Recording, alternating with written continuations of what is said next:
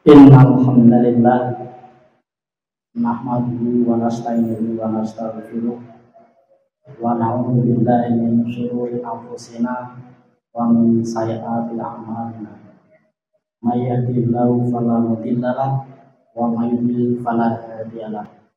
Asyhadu an la ilaha illallah wahdahu la syarika lahu wa asyhadu anna Muhammadan abduhu wa rasuluh. Allahumma shalli wa sallim ala nabiyyina Muhammadin wa ala alihi wa sahbihi ajma'in. Amma ba'd. Qala Allah ta'ala fi kitabil karim.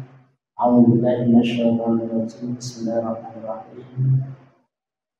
Ya ayyuhalladzina amanu ittaqullaha haqqa tuqatih wa la tamutunna illa wa antum muslimun. Wa qala aidan a'udzu billahi minasyaitonir rajim. Bismillahirrahmanirrahim.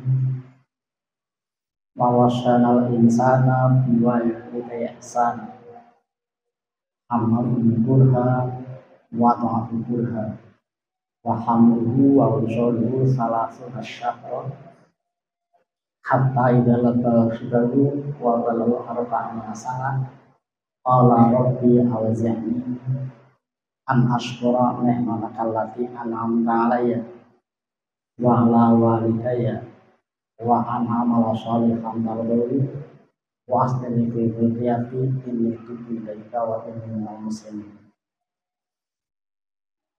Kaum muslimin rahimakumullah, marilah kita senantiasa memanjatkan puji syukur kepada Allah Subhanahu wa taala, sebab Allah telah melimpahkan nikmat kepada kita yang sedemikian banyak.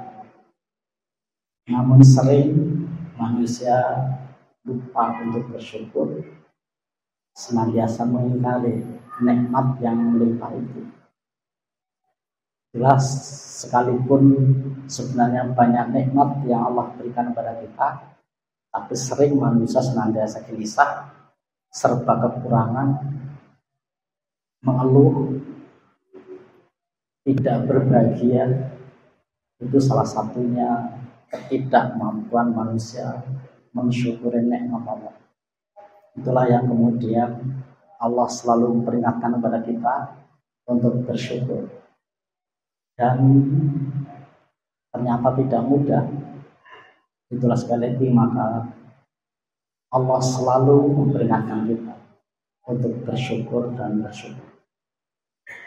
Salawat dan salam semoga selalu dilimpahkan kepada Nabi Muhammad Sallallahu Alaihi Wasallam yang selalu kita jadikan sebagai uswah hasanah di antara kita dalam kehidupan kita sehari-hari. Kaum muslimin rahimakumullah, tidak lupa pula mari kita senantiasa meningkatkan keimanan dan ketakwaan kita.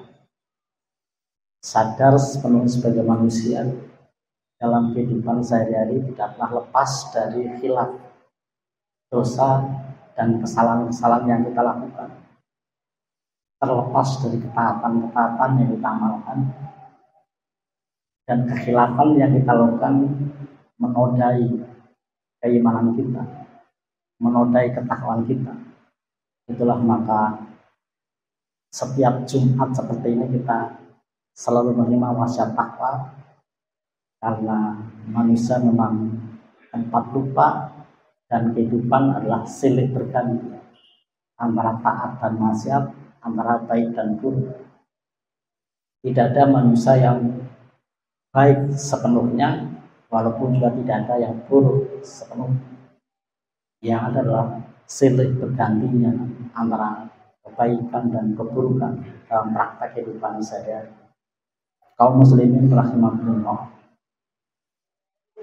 baru saja kita memperingati hari kemerdekaan kita yang ke-78, 17 Agustus 2023. Ibnu Khaldun dalam kitab Muqaddimah berteori bahwa negara itu seperti manusia, punya fase-fase kelahiran,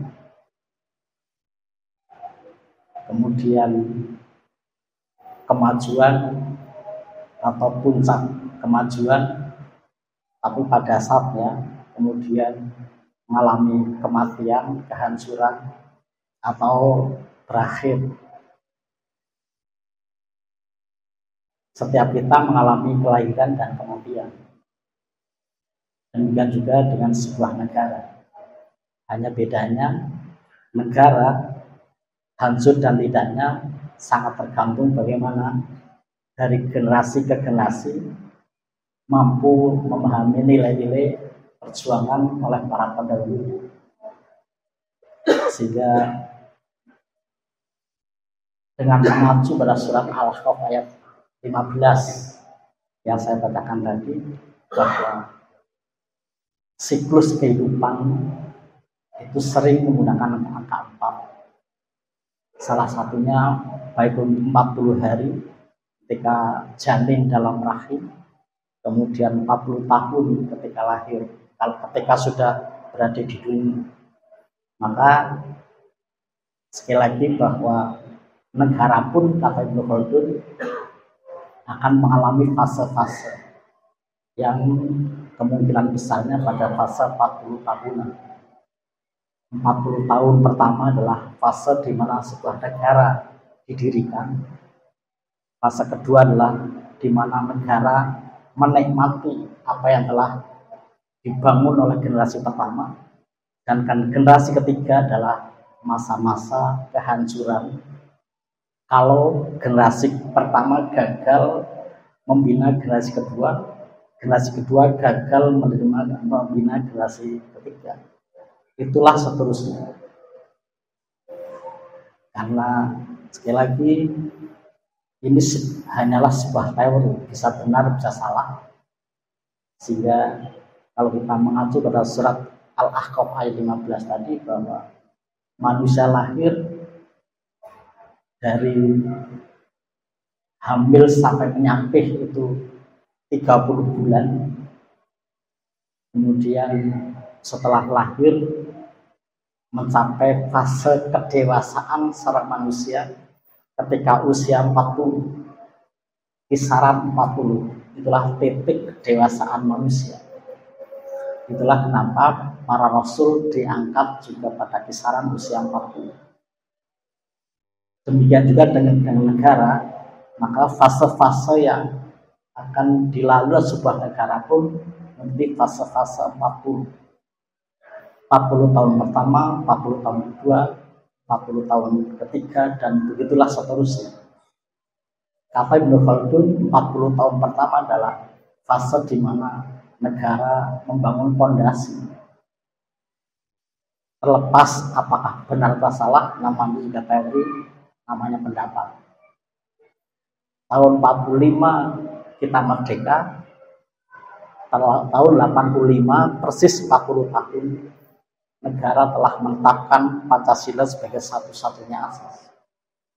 Artinya Indonesia butuh waktu 40 tahun untuk membangun, meletakkan dasar-dasar negara sehingga tuntas.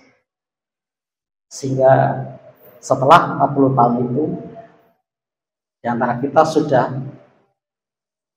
tidak ada perdebatan yang esensial tentang dasar negara, karena telah ditetapkan sebagai satu-satunya asas. Sehingga kita butuh waktu 40 tahun untuk meletakkan dasar-dasar negara, sehingga sholat telah final, sehingga tidak ada lagi perdebatan tentang dasar negara. Dan itu butuh waktu 40 tahun. 40 tahun kedua adalah di mana negara sedang menikmati apa yang dibangun oleh generasi pertama. Ketika bicara Indonesia, generasi pertama selalu dirujuk kepada angkatan 45. Dan angkatan 45 telah menetapkan tentang garis-garis besar visi-misi bangsa Indonesia yang tercantum dalam Muqaddimah atau dalam pembukaan Undang-Undang Dasar 45. Yang kalau kita baca, baik teks maupun konteks, nuansa Islaman sangat kuat di dalam pembukaan UUD 45. Di sana tercantum nilai-nilai Pancasila dengan sangat jelas secara tekstual terdapat kata-kata ketuhanan yang Maha Esa, yang sebenarnya adalah tauhid, dan yang paling eksplisit adalah dengan rahmat Allah yang Maha Kuasa. Ini adalah sesuatu yang merupakan ungkapan yang mengacu pada ajaran Islam. Itulah maka semangat dari pembukaan debat 45 dan semangat yang dibangun oleh umat Islam bagaimana meletakkan dasar-dasar negara. Dan itu yang sudah tidak boleh diubah. Maka angkatan 45 harus mewariskan semangatnya itu kepada generasi kedua. Sehingga generasi kedua bisa memahami apa sebenarnya visi misi bangsa itu. Sehingga pada fase 40 tahun kedua, sehingga kalau sekarang kita fase umur 78, maka sebenarnya kita sedang memasuki fase kedua, fase menikmati apa yang telah dibangun oleh generasi pertama. Generasi kedua bisa jadi tidak sepenuhnya paham apa yang dibangun, apa yang diperjuangkan oleh generasi pertama. Maka seandainya generasi pertama gagal membina generasi kedua yang tidak memahami dan menghayati generasi pertama akan tidak urusan dengan apa yang diperjuangkan oleh generasi pertama.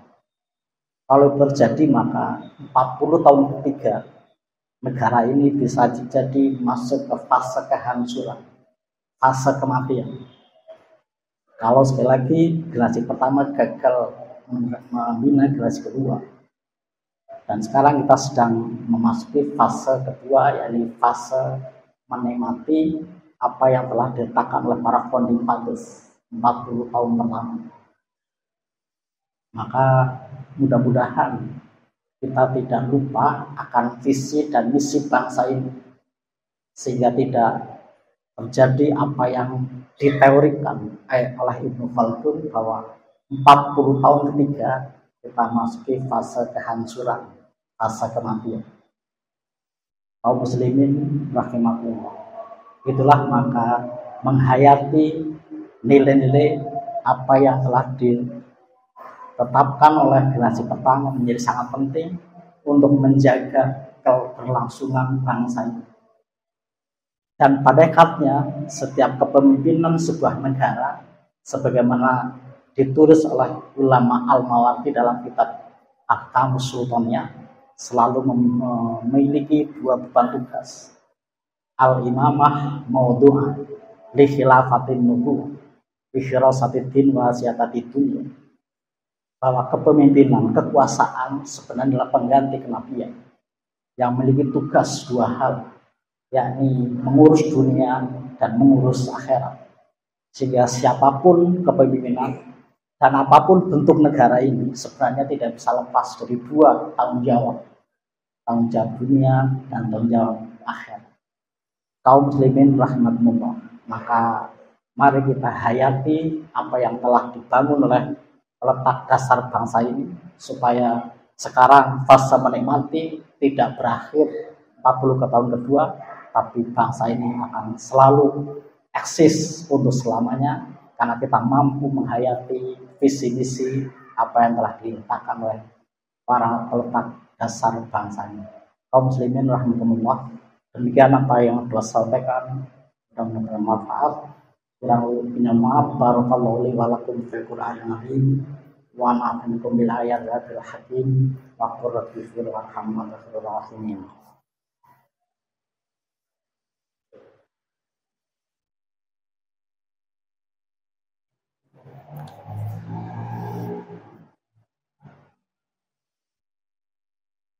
Alhamdulillahilladzi arsala rasulahu bil huda wa dinil haqq liyudhhirahu 'ala dini kullihi wa kafa billahi shahida.